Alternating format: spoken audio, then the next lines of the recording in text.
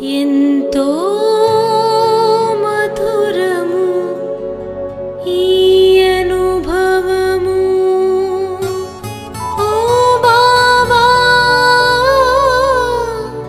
ప్రియమైన బాబా ఓ కరుణాకర దయా సాగర మాకిదే తీయని సమాగమం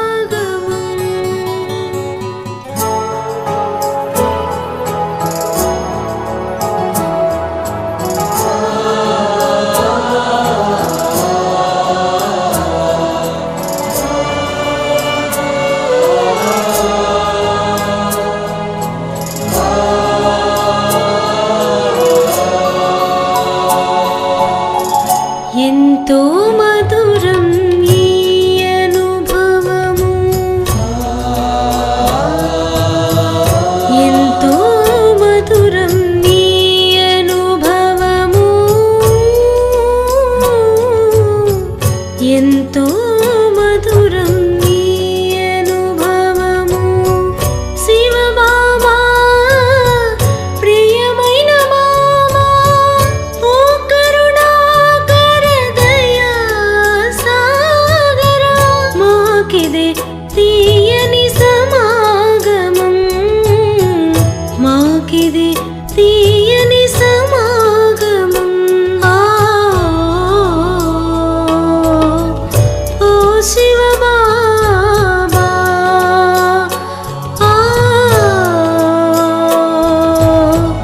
నా ప్రియ బాబా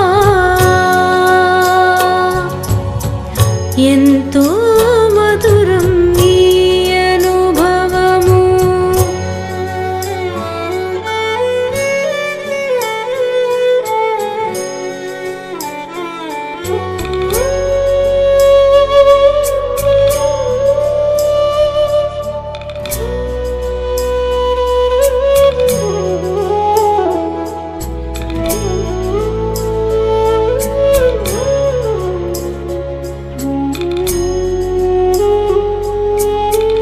తొలితలపే శివ బాబా స్మృతిలో ఒక ఘడి అయినా గడిపిన చాలును తొలితలపే శివ బాబా స్మృతిలో ఒక ఘడి అయినా గడిపిన చాలును శుభ కిరణాలే నవోదయంగా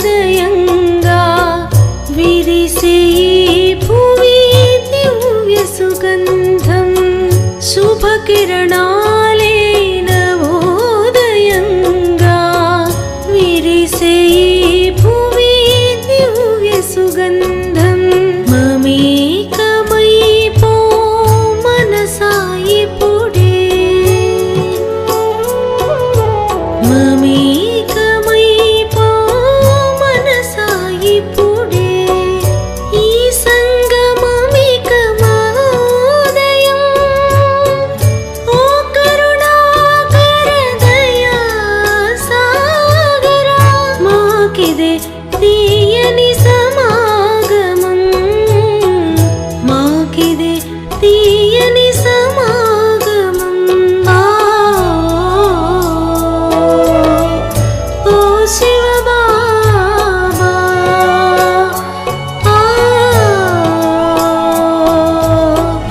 నా ప్రియ బాబా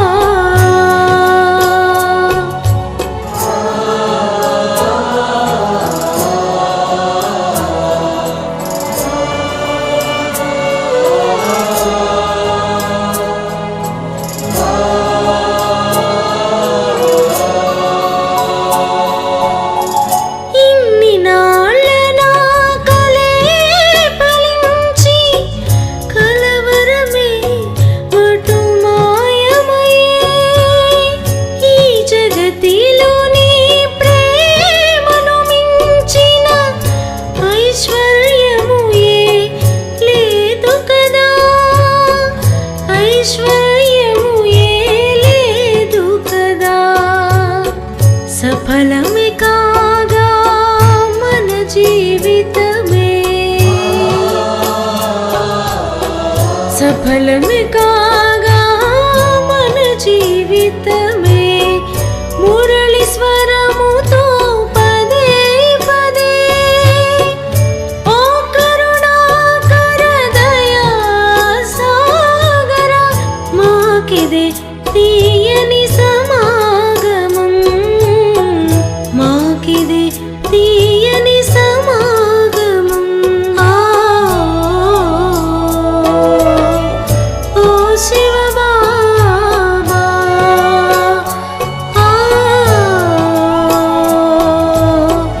నా ప్రియ బాబా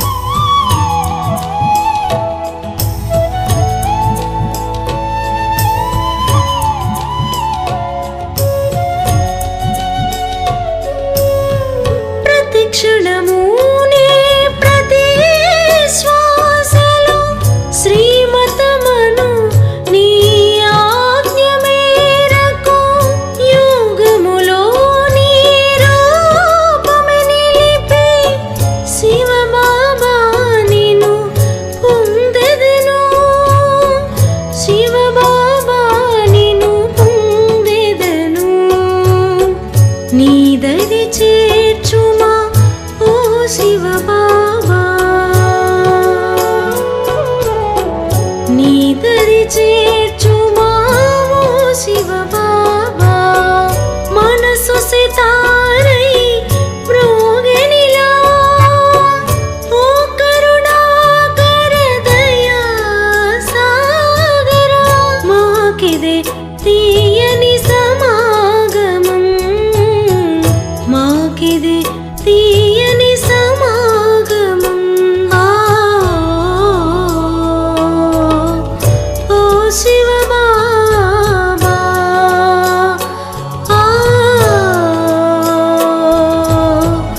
నా ప్రియ బాబా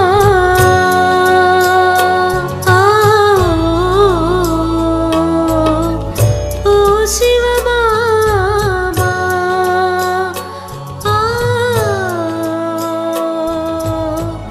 నా ప్రియ బాబా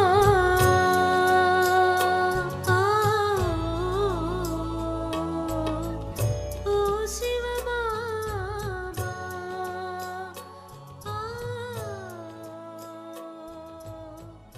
నా ప్రియ బాబా.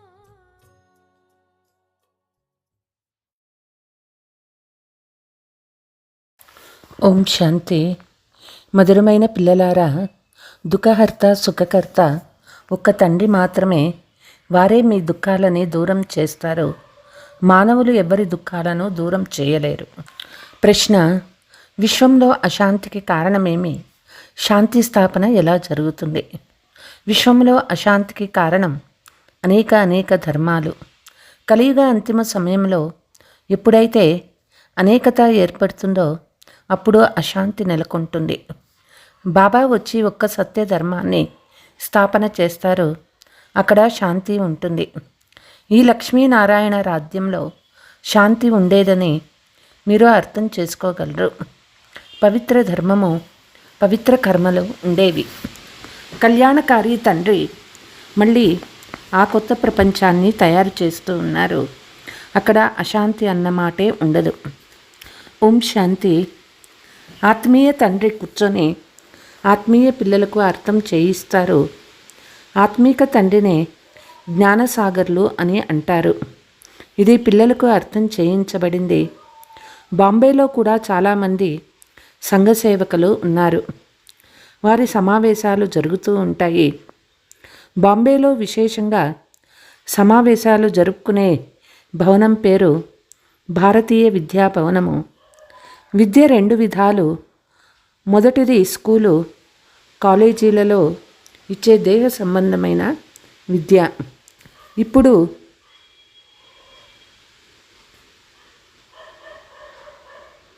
దానిని విద్యాభవనము అని అంటారు. అంటే అక్కడ తప్పకుండా మరొకటేదో ఉంటుంది. విద్య అని దేనినంటారు మనుషులకి తెలియనే తెలియలో. దీనిని ఆత్మీక విద్యా భవనమని అనాలి. ఆత్మీక విద్య లేక మార్గము ఒకటే ఉంటుంది. జ్ఞానాన్ని విద్య అని అంటారు.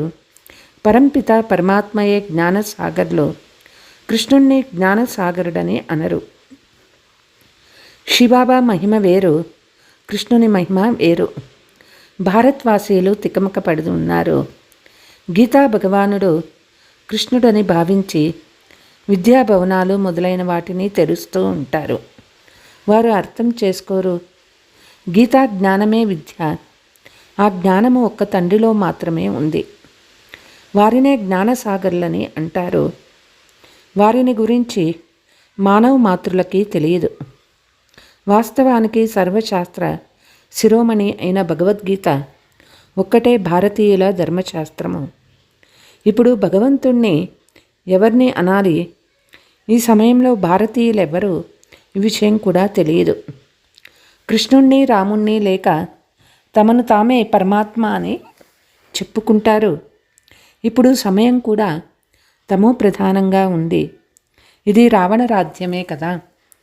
పిల్లలు, మీరు ఎవరికైనా అర్థం చేయించినప్పుడు శివ భగవాను వాచ అని చెప్పి ప్రారంభించండి.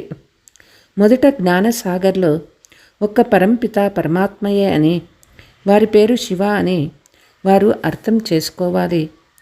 శివరాత్రిని కూడా జరుపుకుంటారు, కానీ ఎవరికీ అర్థం కాదు. శివుడు తప్పకుండా వచ్చారు, అందుకే శివరాత్రిని జరుపుకుంటున్నారు. కానీ శివుడు ఎవరో కూడా ఎవరికీ తెలియదు. అందరికీ భగవంతుడు ఒక్కరే అని తండ్రి చెప్తూ ఉన్నారు.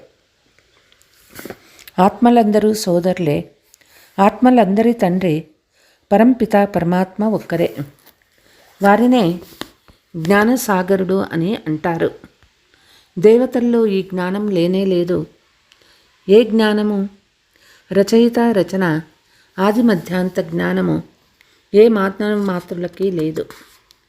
ప్రాచీన ఋషులు, మునులు కూడా మాకు తెలియదు అని చెప్పేవారు. ప్రాచీనమును పదానికి అర్థం కూడా తెలియదు. సత్య త్రేతాయుగాలు ప్రాచీనమైనవి. సత్యయుగం కొత్త ప్రపంచము. అక్కడైతే ఋషులు, మునులు లేనే లేరు. ఈ ఋషులు, మునులు మొదలైన వారందరూ తర్వాత వచ్చారు. వారికి కూడా ఈ జ్ఞానం తెలియదు అని అంటారు. వారికే తెలియకపోతే తమో గుణీలైన భారతీయులకి ఎలా తెలుసుకోగలరు? ఈ సమయంలో సైన్సు గర్వము ఎంతగానో ఉన్నది. ఈ సైన్స్ ద్వారా భారతదేశం స్వర్గంగా తయారవుతుందని భావిస్తారు. దీనిని మాయా ప్రదర్శన అని అంటారు. దీనిపై ఫాల్ ఆఫ్ పాంప్ అని ఒక నాటకం కూడా ఉంది. ఈ సమయంలో భారతదేశం పతనమవుతూ ఉందని కూడా అంటారు. సత్యయుగంలో ఉన్నతంగా ఉండేది ఇప్పుడు పతనమైపోయింది. ఇది స్వర్గమేమీ కాదు. ఇది మాయా డాంబికము. ఇది పతనం అవ్వాల్సిందే. విమానాలు ఉన్నాయి, పెద్ద పెద్ద మెహళ్ళు ఉన్నాయి, విద్యుత్ అన్నీ ఉన్నాయి. కనుక ఇదే స్వర్గమని మనుషులు భావిస్తారు. ఎవరైనా మరణించినా స్వర్గవాసులైనారని అంటారు. స్వర్గానికి వెళ్ళారంటే తప్పకుండా స్వర్గము మరొకటేదో ఉందని కదా. అది కూడా అర్థం చేసుకోరు. ఇది రావణుని ఆడంబరము. బేహద్దు తండ్రి స్వర్గ స్థాపన చేస్తూ ఉన్నారు. ఈ సమయంలో మాయకు, ఈశ్వరునికి, ఈశ్వరీయ ప్రపంచానికి మధ్య పోటీ లేక యుద్ధము అని అంటారు. ఇది కూడా భారతీయులకు అర్థం చేయించవలసి వస్తుంది. ఇప్పుడు దుఃఖాలు ఇంకా ఎక్కువగా రానున్నవి. అపారమైన దుఃఖము రానున్నది. స్వర్గం అయితే సత్యయుగంలోనూ ఉంటుంది, కలియుగంలో ఉండదు.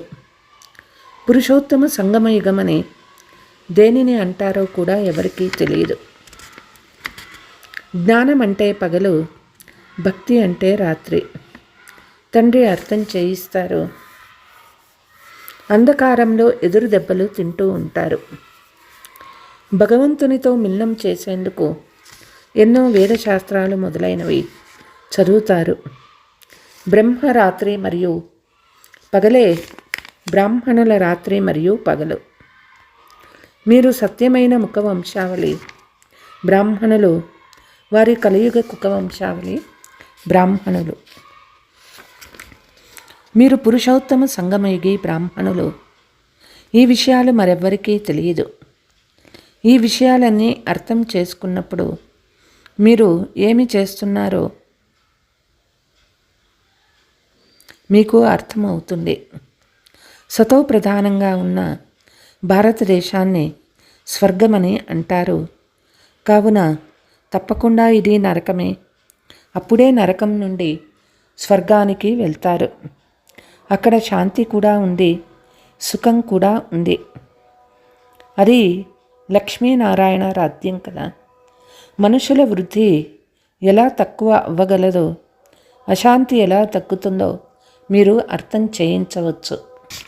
కలియుగి పాత ప్రపంచంలో అశాంతి ఉంది. శాంతి కొత్త ప్రపంచంలోనే ఉంటుంది. స్వర్గంలో శాంతి ఉంటుంది. దానినే ఆది సనాతన దేవీ దేవతా ధర్మము అని అంటారు. హిందూ ధర్మం ఇప్పటిది. దానిని ఆది సనాతన దేవీ దేవతా ధర్మము అనరు. హిందుస్థాన్ వల్ల హిందువులు అని అనేశారు. ఆది సనాతన దేవీ దేవతా ధర్మం ఉండేది. అక్కడ సంపూర్ణ పవిత్రత, సుఖము, శాంతి, ఆరోగ్యము, ఐశ్వర్యము మొదలైనవన్నీ ఉండేవి. ఇప్పుడు మేము పతితులుగా ఉన్నాము. హే పతిత్ పావన్, మీరు రండి అని పిలుస్తారు. ఇప్పుడు ప్రశ్న ఏమంటే, పతిత పావనుడు ఎవరు? కృష్ణుణ్ణి పతిత పావనునని అనరు. పతిత పావనుడు పరంపిత పరమాత్మయే, జ్ఞానసాగరుడు. వారే వచ్చి చదివిస్తూ ఉన్నారు. జ్ఞానాన్ని చదువు అని అంటారు. ఆధారమంతా గీతపైనే ఉంది. మీరిప్పుడు ప్రదర్శని, మ్యూజియం మొదలైనవి తయారు చేస్తారు. కానీ ఇంతవరకు వారికి బీకే అర్థమే తెలియదు. ఇదేదో కొత్త ధర్మం అని భావిస్తారు. వింటారు కానీ అర్థం చేసుకోవటం లేదు. పూర్తిగా తమో ప్రధానం, రాతి బుద్ధిగా ఉన్నవారని బాబా చెప్తూ ఉన్నారు. ఈ సమయంలో సైన్స్ గర్వంగా కూడా చాలామంది తయారయ్యారు. సైన్స్ ద్వారానే తమ వినాశం తామే చేసుకుంటే ఉంటే వారిని రాతి బుద్ధి అని అంటారు. వారిని పారిస్ బుద్ధి అని అనరు. తమ వినాశం కొరకే బాంబులు మొదలైనవి తయారు చేస్తారు. అంతేకాని శంకరుడు వినాశనం ఏమీ చేయడు. వీరు తమ వినాశం కొరకే అన్నీ తయారు చేశారు. కానీ తమో ప్రధానమైన రాతి బుద్ధి కలవారు అర్థం చేసుకోరు. తయారు చేసేవన్నీ ఈ పాత సృష్టి వినాశనం కొరకే. వినాశమైనప్పుడే కొత్త ప్రపంచము జయ జయ ధ్వనులు వినిపిస్తాయి. స్త్రీల దుఃఖాన్ని ఎలా దూరం చేయాలని వారు ఆలోచిస్తారు. కానీ మనుషులు ఎవరి దుఃఖాలను దూరం చేయలేరు.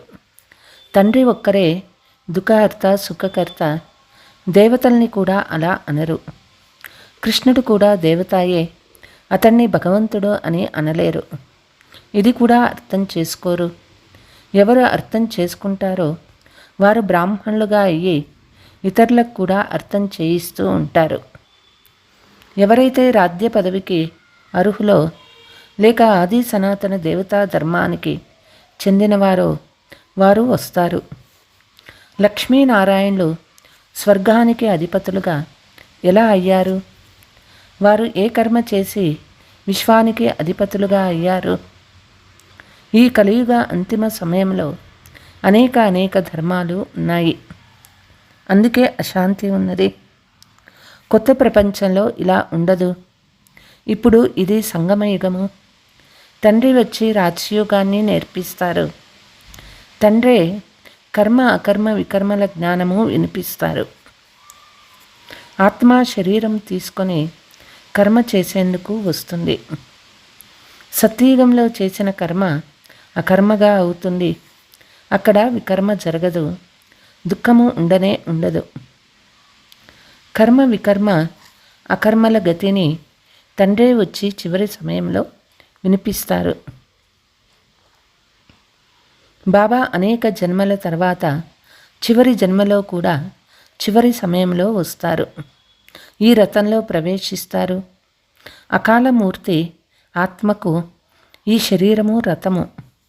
కేవలం ఒక్క అమృత్సర్లోనే మానవులందరికీ అవినాశి సింహాసనం ఉంది. ఆత్మ అకాలమూర్తి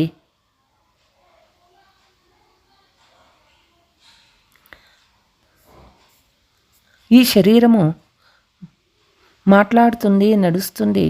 అవినాశి ఆత్మకు ఇది చైతన్య సింహాసనం. అందరూ అకాలమూర్తులే. పోతే శరీరంను మృత్యువు తినేస్తాడు. ఆత్మ అవినాశి సింహాసనాన్ని సమాప్తం చేస్తారు. సత్యయుగంలో చాలా కొన్ని సింహాసనాలు మాత్రమే ఉంటాయి. ఈ సమయంలో కోట్ల కొలది ఆత్మలకు సింహాసనాలు ఉన్నాయి.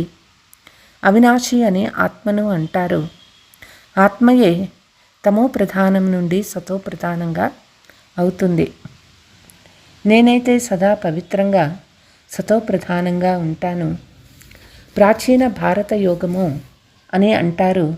కానీ వారు అది కూడా కృష్ణుడు నేర్పించాడని భావిస్తారు. భగవద్గీతని ఖండితం చేసేశారు. జీవిత కథలో పేరు మార్చేశారు. తండ్రికి బదులు పుత్రుని పేరు పెట్టారు. శివరాత్రి పండగని జరుపుకుంటారు. కానీ శివుడు ఎలా వచ్చారు ఎవరికీ తెలియదు. శివుడే పరమాత్మ. వారి మహిమ పూర్తిగా భిన్నమైనది. ఆత్మల మహిమ వేరే. రాధాకృష్ణులే లక్ష్మీనారాయణని పిల్లలకి తెలుసు. లక్ష్మీనారాయణల ఇరువురి రూపమే విష్ణువు అని అంటారు. తేడా ఏమీ లేదు. పోతే 4 భుజాలు 8 భుజాలు కలిగిన మనిషి ఎవ్వరూ ఉండరు.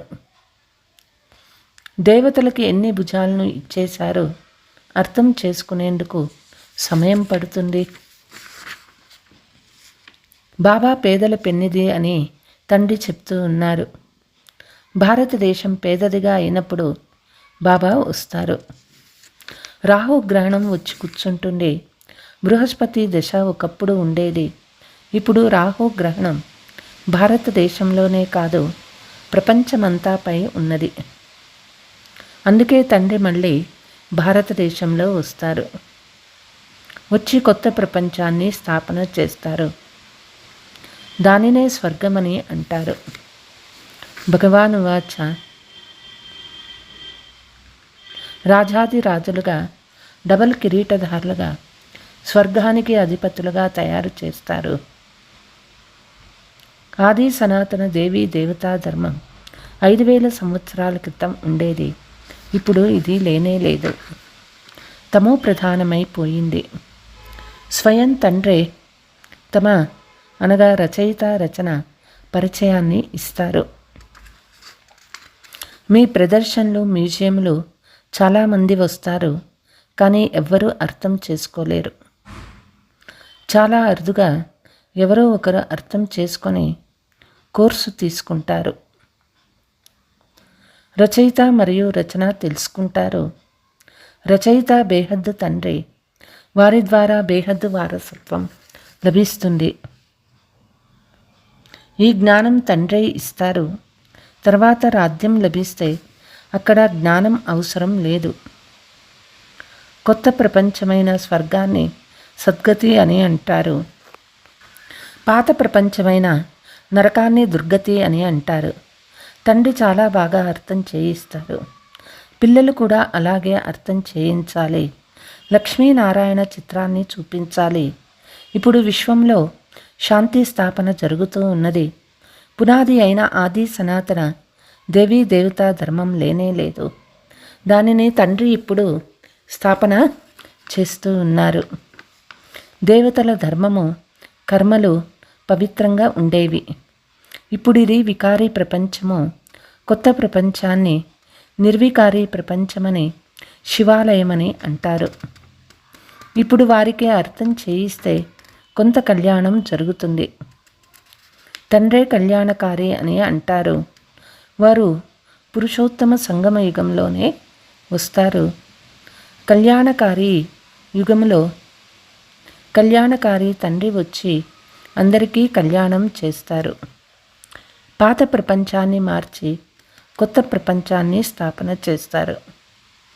జ్ఞానము ద్వారా సద్గతి కలుగుతుంది. సమయాన్ని తీసుకొని దీని గురించి రోజు అర్థం చేయించవచ్చు. రచయిత మరియు రచన ఆది మధ్యాంతాల గురించి మాకే తెలుసు అని చెప్పండి. ఇప్పుడు గీతా అధ్యాయము జరుగుతూ ఉంది. ఇందులో భగవంతుడు వచ్చి రాజయోగాన్ని నేర్పించారు. డబల్ కిరీటధారులుగా చేశారు. ఈ లక్ష్మీనారాయణులు కూడా రాజయోగం ద్వారా ఇలా అయ్యారు. వారు పురుషోత్తమ సంగమ యుగంలో తండ్రి ద్వారా రాజయోగాన్ని నేర్చుకుంటారు. ప్రతి విషయాన్ని బాబా ఎంతో సహజంగా అర్థం చేయిస్తారు. अच्छा मीठे मीठे सिकीलते बच्चों प्रति मात पिता बाप दादा का याद प्यार और गुड मॉर्निंग. रूहानी बाप के रूहानी बच्चों को नमस्ते. हम रूहानी बच्चों के रूहानी मात पिता बाप दादा को याद प्यार गुड मॉर्निंग नमस्ते नमस्ते. धारणा రాజయోగ విద్య సంపాదనకు ఆధారం. ఎందుకంటే దీని ద్వారానే మనం రాజాదిరాజులుగా అవుతాము. ఈ ఆధ్యాత్మిక చదువును ప్రతిరోజు చదవాలి, చదివించాలి. మనము సత్యమైన ముఖ వంశావళి బ్రాహ్మణులము అనే నశాలో సదా ఉండాలి. మనం కలియుగ రాత్రి నుండి వెలుగులోకి వచ్చాము. ఇది కళ్యాణకారి పురుషోత్తమ యుగము. ఈ యుగములో తమ కళ్యాణం చేసుకోవాలి, సర్వుల కళ్యాణం చేయాలి. వరదానము: ప్రతి శ్రేష్ఠ సంకల్పాన్ని కర్మలోకి తీసుకువచ్చే మాస్టర్ సర్వశక్తివాన్ భవ. మాస్టర్ సర్వశక్తివాన్ అంటే సంకల్పము మరియు కర్మ సమానంగా ఉండాలి. ఒకవేళ సంకల్పం చాలా శ్రేష్టంగా ఉండి కర్మ సంకల్ప ప్రమాణంగా లేకుంటే వారిని మాస్టర్ సర్వశక్తివంతులని అనరు. ఏ శ్రేష్ఠ సంకల్పాలనైతే చేస్తారో అవి కర్మ వరకు వస్తున్నాయా లేదా చెక్ చేసుకోండి. మాస్టర్ సర్వశక్తివంతుల గుర్తు ఏమంటే ఏ సమయంలో ఏ శక్తి అవసరమో ఆ శక్తి కార్యంలోకి రావాలి.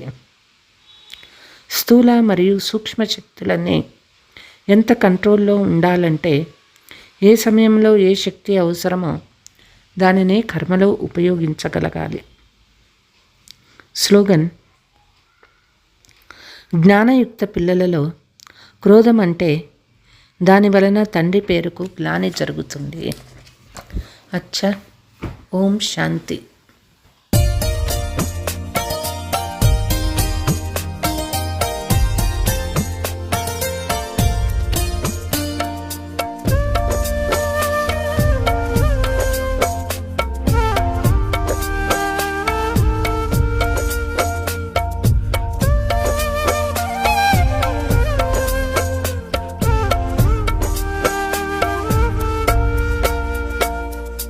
कैसे करूं मैं बाबा तेरा शुक्रिया, कैसे करूं मैं बाबा तेरा शुक्रिया.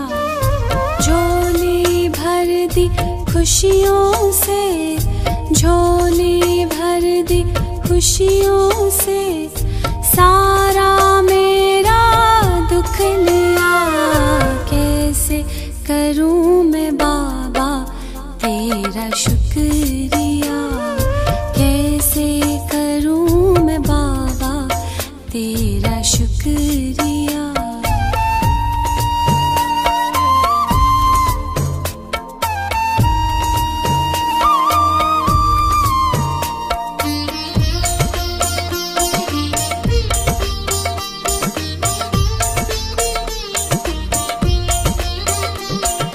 जब भी आते हो सुख लाते हो, जब भी आते हो सुख लाते हो, फूलों से दामन भर जाते हो, जीवन मिल गया खिल गया।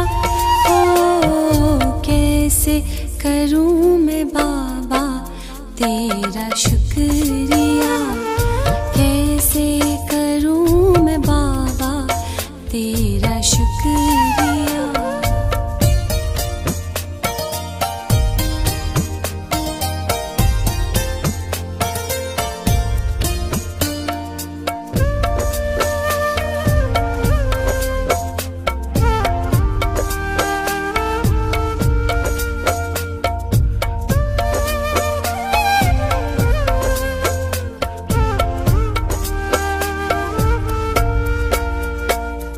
सूक्ष्म वतन में बाबा जो बुलाए, झूला झुलाए गोदी में बैठाए।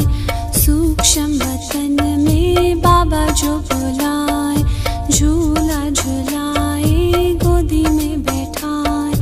सब कुछ